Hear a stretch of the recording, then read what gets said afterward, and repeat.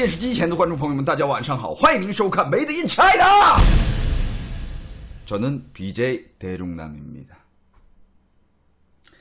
자, 오늘은 이왕과 틀리게 시작을 하자마자 오늘의 주인공들입니다.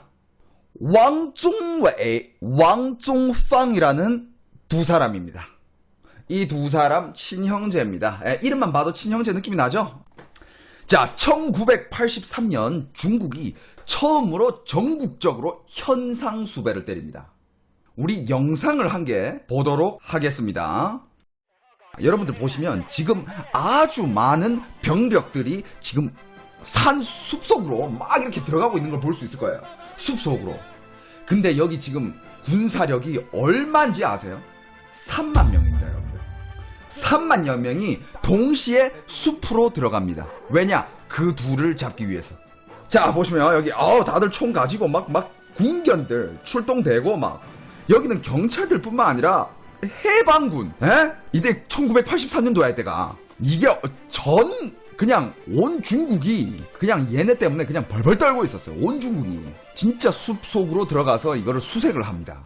여기 누가 있냐면 진짜 전국을 뒤흔들었던 방금 보여줬던 그 사진 두 형제 뚱베이 알왕이에요. 얘네들 이름이. 동북에서 사는 사람들이었고 그 다음에 둘 다 왕씨잖아. 그래서 왕씨 2명 이렇게 불렀어요. 뚱베이 알왕. 이 왕을 잡기 위한 전쟁이 시작됐는데 딱 얘네들이 산으로 올라가기 전에 1시간 전에 그때 경찰들과 얘네 둘이가 총격전을 벌이다가 산으로 도망을 가게 돼요.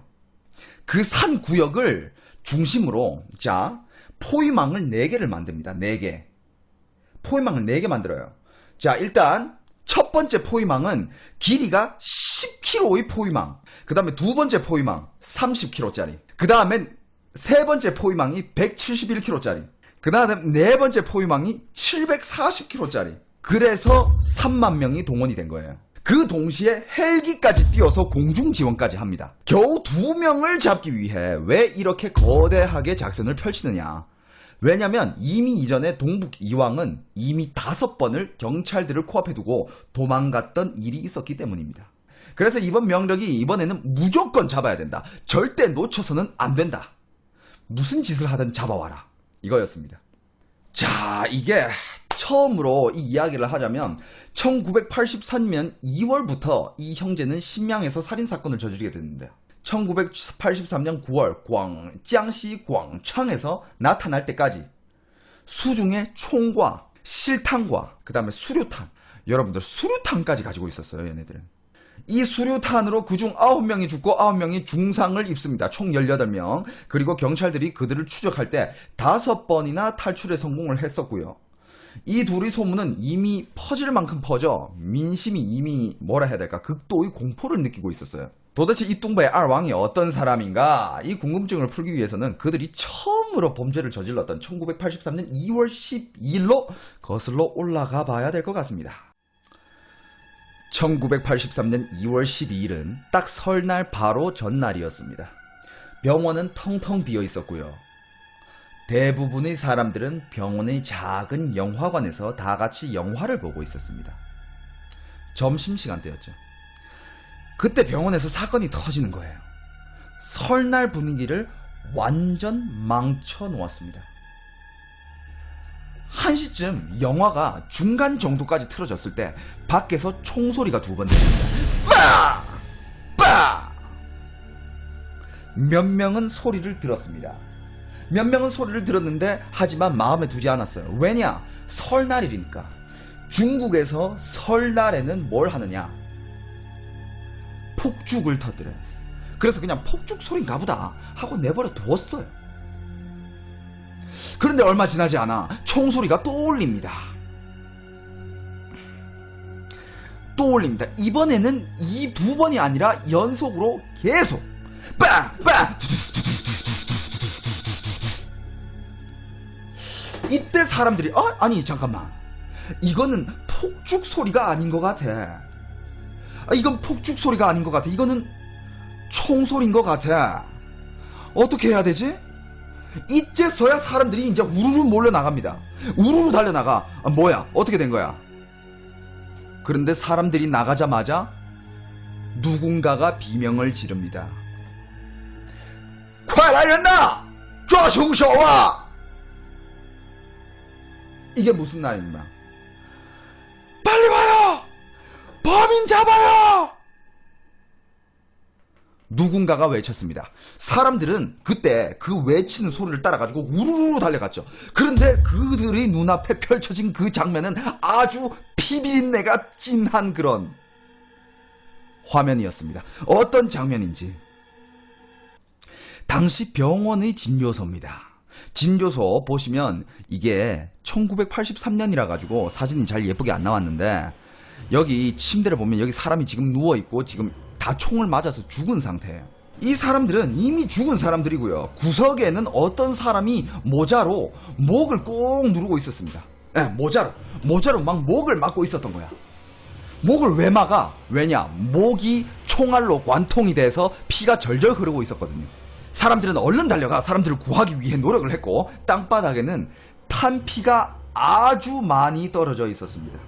총은 도대체 누가 쏜 거고, 총 쏜 사람들은 어디 있고 무슨 일이 있었는지 아무도 모릅니다. 사람들은 넋을 잃었고 몇 분이 지나서야 누군가가 야, 신고하자 라고 외칩니다. 그제서야 경찰에 신고를 했고, 경찰들이 현장에 도착해서 이제 수사가 정식적으로 시작됩니다. 경찰들이 조사는 한 도중 아주 빨리 경찰들은 한 증거를 확보를 합니다. 어떤 증거냐?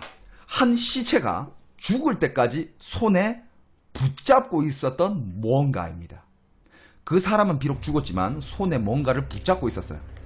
그 죽은 사람의 손을 깨고 딱 열어보니까 한 통행증이 나옵니다. 통행증이 뭐냐? 지금으로 말하면 그냥 사원증 같은 거예요. 근데 딱 보니까 그 사원증이 누구 거냐? 그 위에는 이름이 적혀 있었습니다. 왕종웨이. 왕종웨이. 무슨 공장, 그 다음에 직위,车间工人. 그냥 공인인 거죠. 공장에서 일하는 공인이에요. 이 사람의 신분과 직위까지 다 나와 있는 거예요. 아, 이게 유일한 근거니까 경찰은 어떻게 했겠습니까? 경찰들은 그걸 들고 공장을 찾았고 사람들한테 조사를 한 결과 확실히 왕종웨이라는 사람이 있다는 걸 확인을 하였습니다. 근데 경찰이 왕종웨이는 총기 범죄자일 가능성이 있다라고 하니까 모든 주위의 사람들의 반응은 에이 뭐 말도 안 되는 소리를 하고 있어. 그 친구가 왜 그래, 농담할 것도 참 없네. 그 친구가 총으로 사람을 죽였다고. 직장 동료나 상사들은 아무도 믿지 않는 거예요. 직장 동료와 상사들은 이 왕종웨이에 대한 평가는 아주 좋았습니다. 그는 평소에 아주 온화한 사람이고 우수 공인 상도 탔던 적이 있다. 막 이런 얘기를 들으니까 경찰들이 이거 진짜 잘못 조사했나? 얘네 둘이가 아닌가? 그래서 왕종웨이 집으로 가봅니다. 경찰들이 집에 가서 한번 조사를 해보자.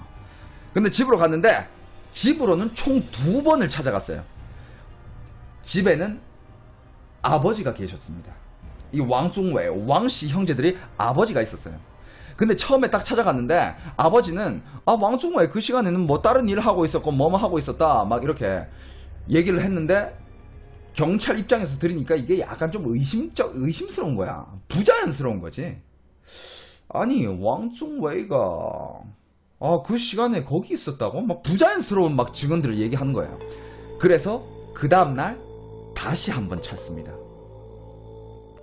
다시 한번 찾은 그 다음날은 경찰들이 이제 아버지한테 압력을 넣기 시작합니다. 경찰들의 압력하에 왕종웨이의 아버지는 이런 사실을 털어놓게 됩니다. 어떤 사실이냐? 사건 당일 왕종웨이는 집에 들렸답니다. 그 사건 당일 집에 들려서 어머님께 이런 말을 했답니다. 우리 큰일 났어. 내 통행증이 뺏긴 것 같아. 위에는 내 이름이 적혀 있어. 엄마가 무슨 일이야? 왕종웨이가 신경 쓰지 마. 우리 떠나야 돼. 엄마가 어디 가게?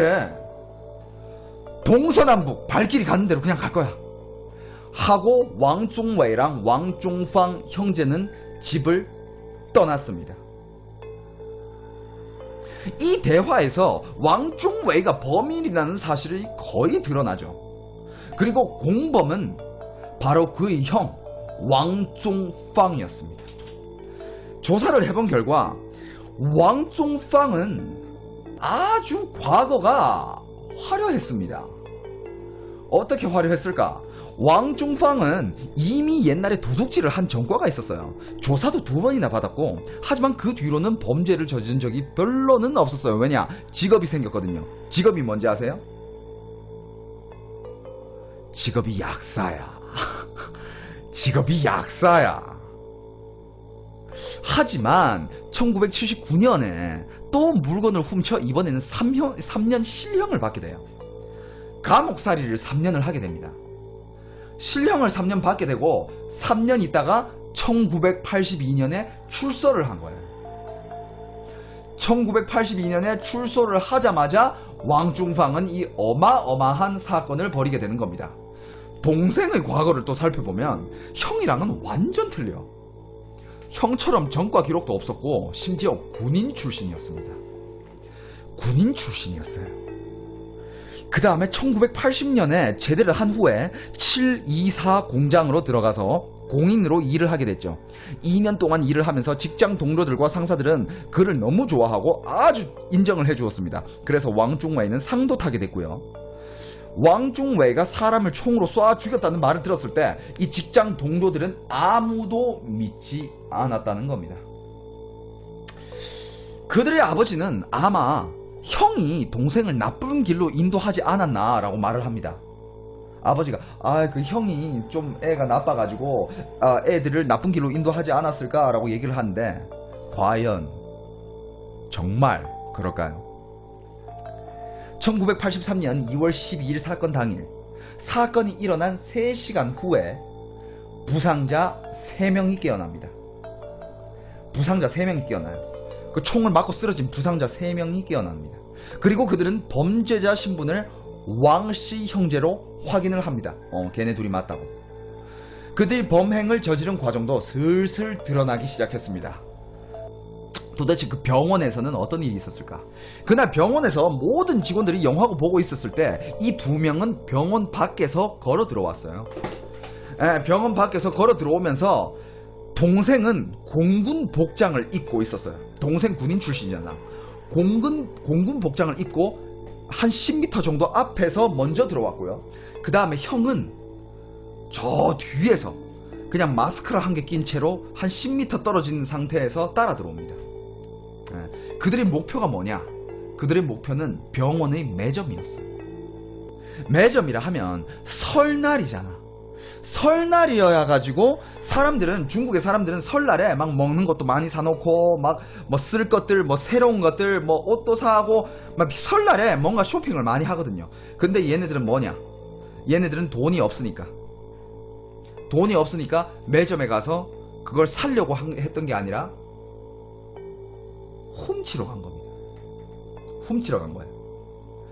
매점에는 현금이 약 1000유엔 가량 있었고요. 여러분들 1000유엔이라 하면 지금 한국 돈으로는 한 150만원인데요. 현금 100만원, 15만원. 그때 당시 사람들의 평균 월급이 한국 돈 5천원, 6천원 할 때입니다. 어마어마하게 큰 돈이죠, 그쵸? 자, 매점에는 현금 1000유엔 가량이 털렸고, 그 다음에 담배가 털리고, 그 다음에 여러가지 음식들, 여러가지 물건들이 다 같이 털립니다. 그때 생존자 중에 우용춘이라는 사람이 있었습니다. 우용춘은 그 병원 사건 당일 운이 좋게 부상만 입고 사라진 생존자 중에 한 명입니다. 운이 좋다지만 이 사람이 받은 그 상처도 어떤 상처냐면 일단 총알이 목을 뚫고 지나갑니다. 이 목앞을 이렇게 뚫고 지나가요. 그냥 치명적인 곳만 안 맞았을 뿐이지 목을 뚫고 지나가고 총알이 또 얼굴을 관통해서 여기서 들어가서 이쪽으로 나옵니다. 그런데도 죽지 않았어요. 생존자입니다. 이 생존자 말로는 영화 보는 도중에 숙소로 뭔가를 가지러 가는 길이었대요. 그냥 숙소에 가서 뭔가를 가지고 오려고 이제 숙소로 갔는데 이제 숙소 가는 길에 매점이 있었을 거 아니야. 그 길에 가다가 이미 이 왕씨 형제를 봤어요. 이미 왕씨 형제를 보고 뭐 왕씨 형제 뭐 모르니까 누군지 모르니까 쟤네 뭐지? 하고 그냥 아무 생각도 안 하고 그냥 지나갔는데 그 뒤에 병원에 매점에 도둑이 맞았다는 이야기가 나오자 우용춘이 그때 그 사람 두 명이 약간 좀 이상한 것 같았어 라고 말을 합니다. 그래가지고 거기 한 의사 선생님이랑 거의 주임이었죠. 예, 관리하는 주임이랑 같이 그 둘이 한번 찾아보자 해가지고 병원을 막 이렇게 돌아다니는데 병원의 진료처 그러니까 진료를 받는 곳이 있어. 진료처 문 앞에서 그 둘 중에 한 명을 찾은 겁니다. 동생 왕종웨이가 거기 있었던 겁니다. 동생 왕종웨이가 한 눈을 파는 사이에 그 둘은 걔한테 덮친 거예요. 덮쳐가지고 걔를 막 잡아가지고 사무실로 데리고 갑니다. 한 사무실로 데려가가지고 사원증을 내놔라. 그러자 동생 왕종웨이가 그 사원증을 내놓은 거예요. 그때 왜 사원증을 내놔라 했냐면 그 시대 때는 한 사람이 착한 사람인지 나쁜 사람인지 아니면 약간 좀 좀 정직하게 살아온 사람인지 이 칙도가 이 사람이 좋은 직장에서 일을 하고 있는지 이게 어느 정도의 이 사람을 판단하는 그 척도가 됐어요. 그런데 이때 생존자 우용춘은 또 다른 한 범죄자를 신경 쓰고 있었던 거죠. 원래 둘이었잖아. 그래서 우용춘은 그 사무실에서 나와서 또 다른 사람을 찾으러 갑니다. 그러니까 그 왕종팡이죠. 그 형을 딱 찾고 있는데 그 형이 저쪽 병원 문납 정문 쪽에서 갔다 왔다 하고 있는 거야. 그 우용춘은 사람을 데려와서 왕종팡한테도 덮쳐버립니다. 덮치고 나서 왕종팡을 그 옆에 있는 다른 사무실로 딱 데리고 갑니다. 근데 왕종팡은 심지어 뭐 하는 짓이야? 야 놔! 이러면서 막 반항을 하는 거예요. 우용춘은 아무 말 안 하고 그냥 일단 가방을 뺏어왔습니다. 가방을 뺏어와가지고 가방 안을 보니까 가방 안에 뭐가 들어있었냐? 가방 안에는 담배, 현금, 그 다음에 또 뭐가 들어있었냐? 그 시절에는 요리 볶을 때 그 넣는 미원 있잖아. 그때는 미원이 또 좀 귀한 그런 시대였어요. 미원 30봉지 뭐 이런 것들이 막 가방 안에 있었던 거야. 그 다음에 드라이버와 벤치 이런 것도 들어있었어. 누가 봐도 이거 도둑이잖아. 그래가지고 우용춘이 나 진짜 야 너 더 이상 할 말 없지?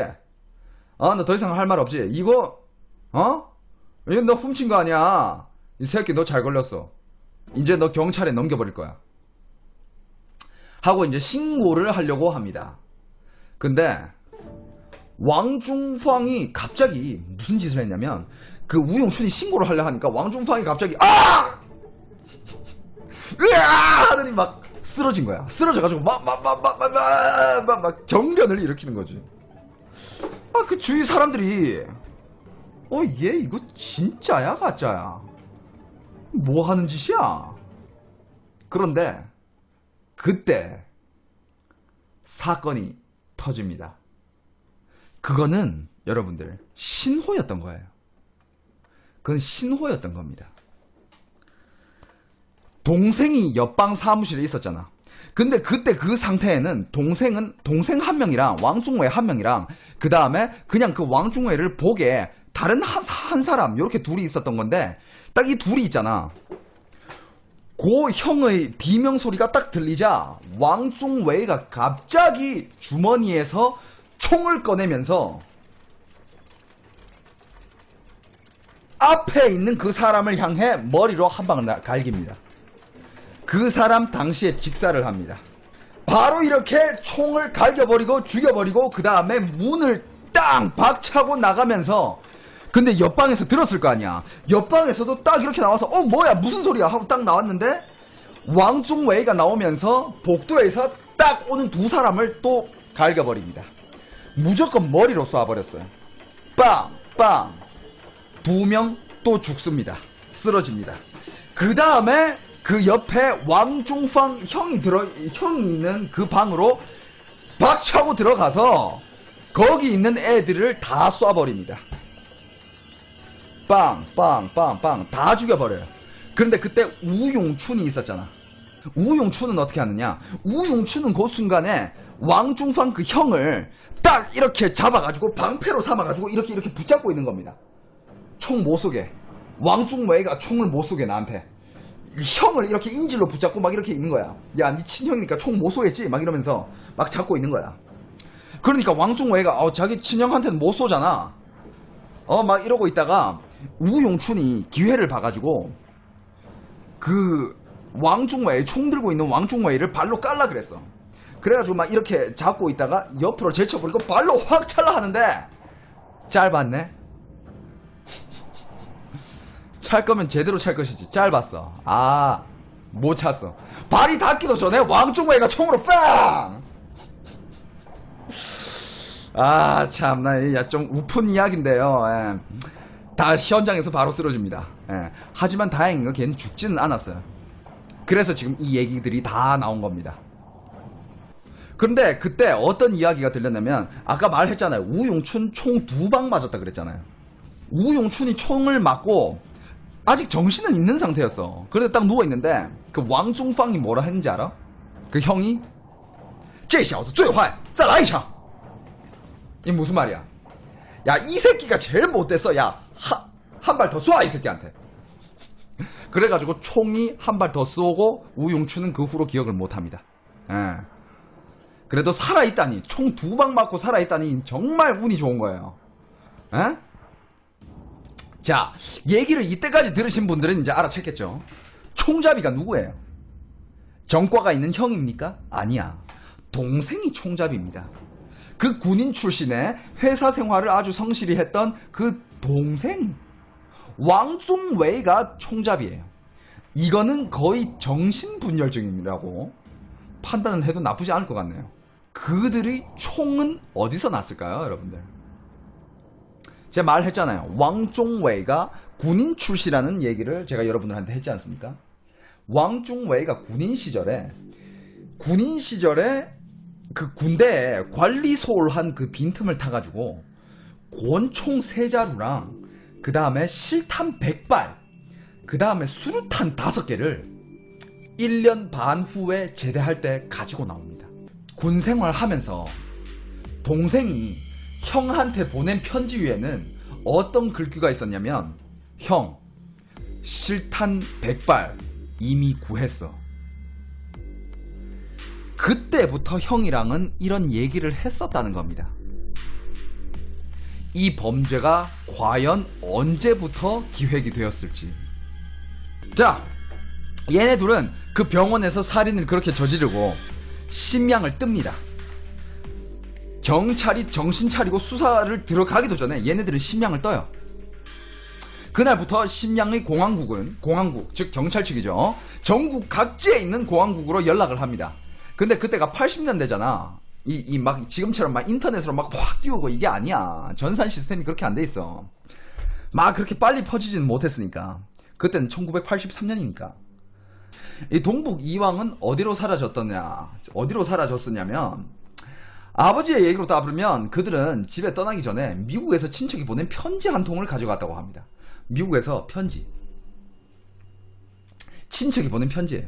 그래서 경찰이 추측을 한 결과, 얘네 둘은 이 편지를 가지고 미국에 있는 친척들한테로 찾아가려고 하는 거구나. 그러면 미국으로 가려면 얘네들은 그때 당시 제일 첫 번째로 개방을 한 광둥에 가서 배를 타고 밀항을 해서 미국으로 도망을 가려고 하려는구나 라는 이런 추리가 나오는 거죠. 그래가지고 이제 경찰들은 조사를 하기 시작합니다. 그들은 실제 왕씨는 당일에 심양을 떠나 북경으로 갔었어요. 심양은 저 동북 삼성에 있고 베이징은 저 중간에 있잖아요. 그날 심양을 떠나가지고 북경으로 일단 갔습니다. 그 다음날 북경에서 광둥으로 가는 기차를 타게 됩니다. 그런데 그 기차에서부터 이들은 정말로 다시 돌아올 수 없는 길을 걷게 돼요. 말 그대로 다시 돌아올 수가 없습니다. 어떤 일이 생기냐면, 자, 기차가 중간쯤까지 갔을 때, 기차에도 그때는 관리자들이 있을 거 아니에요. 관리자들이 다 이렇게 이제 순찰을 돌 거 아니야. 근데 순찰을 돌다가 뭐 가끔씩 이렇게 가방 안에도 한 만져봐요. 가방도 한 만져봐. 뭐 이상한 물건 없는지. 근데 그 순찰 도는 경찰 둘이가 이렇게 그 기차 위에서 순찰을 돌다가 한 가방을 딱 만지는데,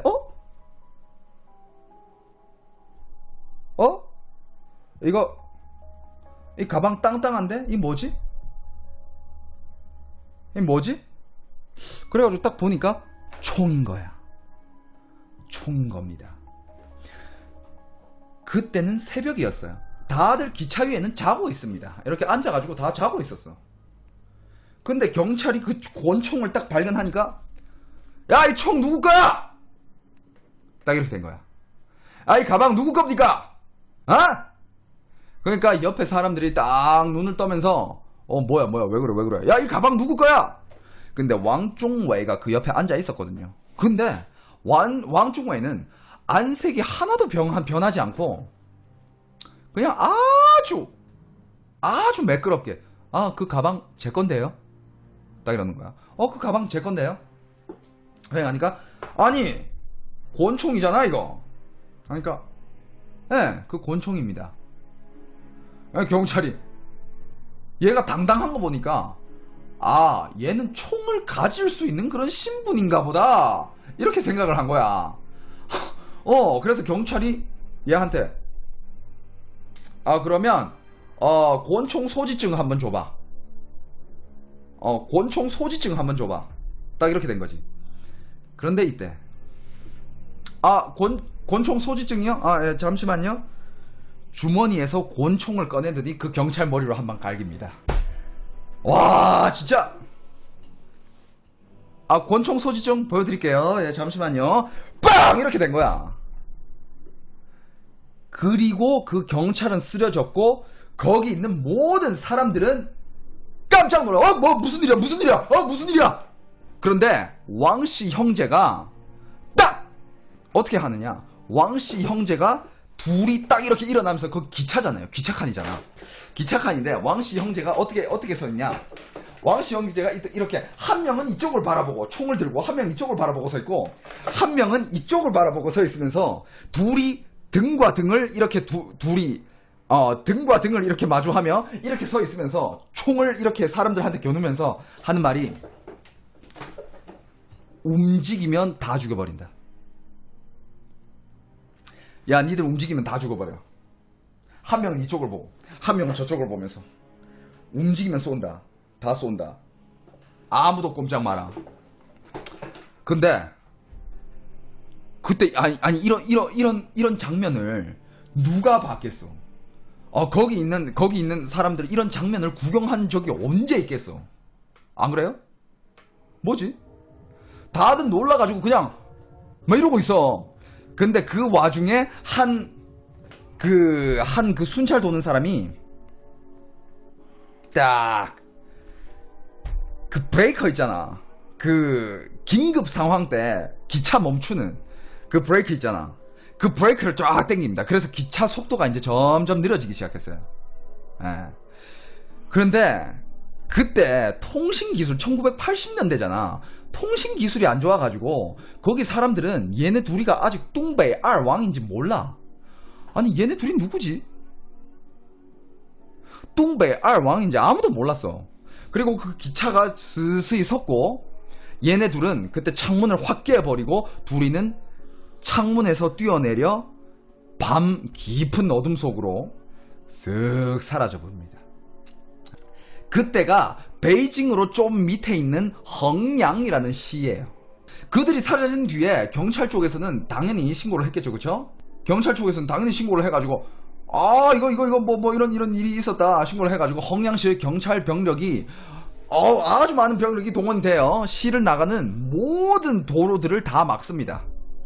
경찰 공안 측에서는 야, 얘네 둘이 왕씨다. 왕씨 형제다.